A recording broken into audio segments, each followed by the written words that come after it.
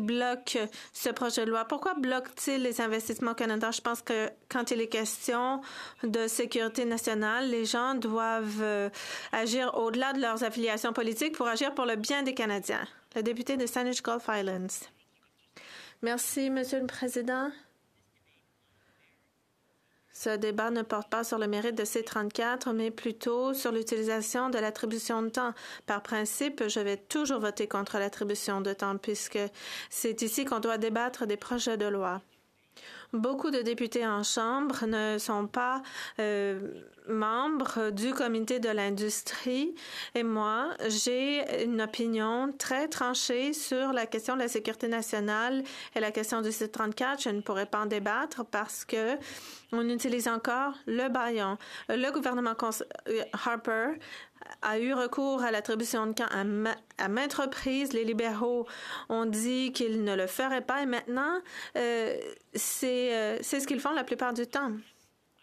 Le ministre sait que je l'estime beaucoup. Je veux débattre de ce projet de loi. J'étais la première députée à dire en Chambre que la reprise de Aecon par la Chine aurait dû faire l'objet d'un examen.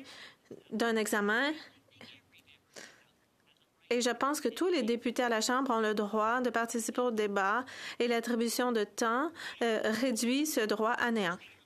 L'honorable ministre, je remercie la députée. Elle sait que je l'apprécie beaucoup et elle sait que j'apprécie sa contribution à la Chambre.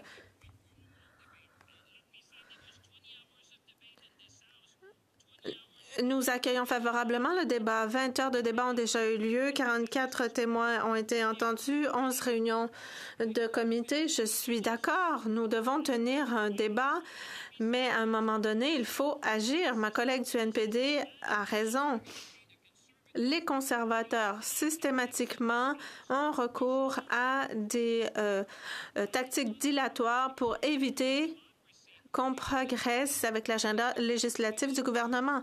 Mais bon, en démocratie, oui, il faut entendre toutes les voix, mais le devoir de chaque député, à un moment donné, c'est de voter. On doit passer au vote pour que les projets de loi puissent progresser, pour qu'ils puissent être renvoyés au Sénat et, je l'espère, obtenir la sanction royale. À un moment donné, en démocratie, et ici, en cette Chambre, il faut aller de l'avant, surtout en ce qui concerne la sécurité nationale.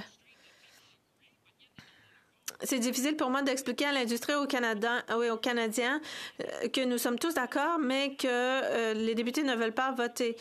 Vous ne voulez pas voter, mais vous êtes ici à la Chambre pour voter, justement. Alors, votons et nous allons progresser dans notre programme de protection de sécurité nationale pour les Canadiens. Je remercie mon collègue